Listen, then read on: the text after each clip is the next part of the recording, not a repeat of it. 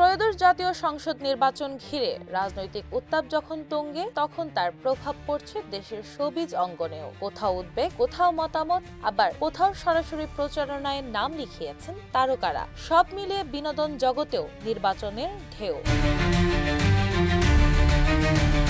ঢালিউডের আলোচিত নায়িকা পরিমণি সম্প্রতি বিদেশ থেকে একটি অজ্ঞাত নাম্বার থেকে ফোন পেয়ে চরম আতঙ্কের মুখে পড়েছেন বলে অভিযোগ করেছেন। কিউবা থেকে কল করা ওই নাম্বার ব্যবহার করে তাকে অকথ্য ভাষায় গালিগালাজ ও হত্যার হুমকি দেওয়া হয়। শুধু তাই নয়, ভোট নিয়ে কোনো মন্তব্য বা সামাজিক যোগাযোগ মাধ্যমে কিছু শেয়ার করলেও প্রাণনাশের হুমকি দেওয়া হয়েছে বলে জানান তিনি। বিষয়টি জানাতে সেই ফোন আলাপের ভিডিও নিজের ফেসবুক পেজে প্রকাশ করেন পরিমণি। ক্যাপশনে লিখেন, ভোট নিয়ে কিছু শেয়ার করা যাবে না, এরা কারা। পাশাপাশি বাংলাদেশ আর্মি, সিআইডি ও পুলিশের অফিসিয়াল পেজ মেনশন করে নজর দেওয়ার আহ্বান জানান তিনি।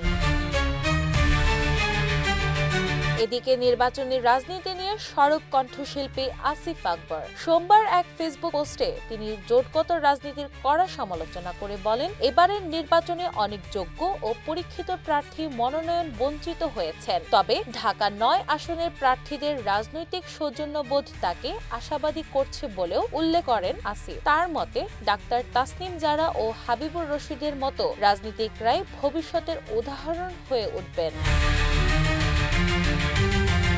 অন্যদিকে রাজনীতির মাঠে সরাসরি নেমেছেন ঢাকাই সিনেমার এক সময়ের জনপ্রিয় নায়িকা শিমলা। ম্যাডাম ফুলি খ্যাত এই অভিনেত্রী ঢাকা ১৭ আসনে ধানের শীষ প্রতীকের পক্ষে প্রচারণায় অংশ নেন। তার সঙ্গে ছিলেন মনির খান, রবি চৌধুরী সহ শোবিজ অঙ্গনের আরো কয়েকটি পরিচিত মুখ। সব মিলিয়ে এবারের নির্বাচন শুধু ব্যালটের হিসাবেই নয়, তারকাদের অবস্থান, নিরাপত্তা ও রাজনৈতিক সম্পৃক্ততার কারণেও বাড়তি আলোচনার জন্ম দিচ্ছে। ডিনা ইসলাম, বাংলা বাজার পত্রিকা।